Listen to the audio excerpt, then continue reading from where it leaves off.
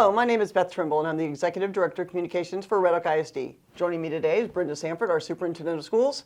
Today, we are going to talk a little bit about school safety. Red Oak ISD, like schools across the nation, are focusing our resources, both time, personnel, and funding, on increased safety and security for all of our students and staff. Yes. Our next couple of Briefs with Brenda will discuss some of our safety measures in place, some of the additional needs, and our next steps as a school district. Absolutely. But let's start today with what we already have in place as far as our preventive, proactive measures for our facilities. We're always so intentional about just doing what we can that's best for the kids and our staff as well, and tweaking what we need to tweak and adding, things that we need to add. But we're very intentional about having secure entrances on all campuses. There are secure vestibules where people have to come in and sign in and be run through a system in order to do that.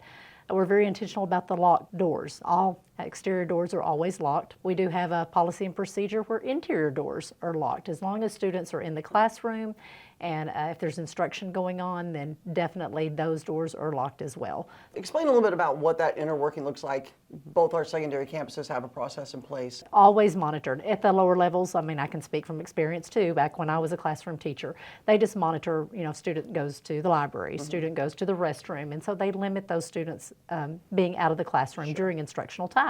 Sure. Same thing with the secondary. Now they do have a kiosk system that they use where the students check in and out so that they can know when they're in and out of the classroom as well. So everything is very detailed, very intentional about knowing where our students are at all times. During passing period, bathrooms are open. After bell rings, bathrooms are locked back down with specific bathrooms that are open. Kids are directed to those if they have an e-hall pass. Yes, that is correct. And also anytime that there's information given that there's a specific area, that we have to watch, then we intentionally do that as well. One of the things that we've also addressed the last couple of years is vape detection. Yes, we do have the vape detectors in the restrooms, and those actually alert the APs. They go straight to their phones to alert them if there's any type of detection so that they can actually go to that area to see. We have the camera systems in place. Right. So if when they get to the area that was indicated there was vaping, we can go back and review to see who came in and out of the restroom at that point in time. Talk a little bit about some of the other safety measures we have.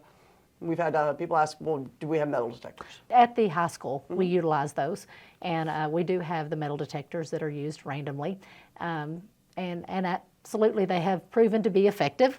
We have found some things that shouldn't be on the campus that they've been able to correct those issues. It's not on every campus, it's utilized at the high school campus. So something new this year, after Uvalde, the Texas School Safety Center, TEA, directed them to do external audits. Yes, yes. And to do intruder detection. So talk a little bit about that and the findings of our two schools so far. Well, we do our own audits as well, and we do door checks continually. Every week we have a procedure and policy where we do the door checks, but we have had 2 of the state intruder detection audits so far.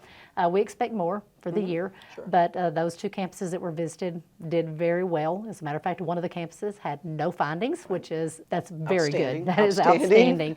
So it's really been a good thing because it's an accountability piece. There's no reason that we shouldn't be held accountable for making sure that we do not allow someone in our buildings that should not be there. So it's a very good program. It's a little stressful at times because people are worried, about what's going on and who is this person, but we have a procedure and policy in place, and our teachers and staff and our students all know it and they're following it. Yeah, we really want to applaud our students. One of our campuses was a secondary campus that was audited already, and the students were, no, you got to go around. Absolutely. And they actually got a really good rating. Every district in the state is in a different place as far as their safety measures, and so I think it's really important that we continue to look at other avenues and look forward, and we'll talk a little bit about that in a couple other episodes. Yes, absolutely. Thank you. All right, thank you.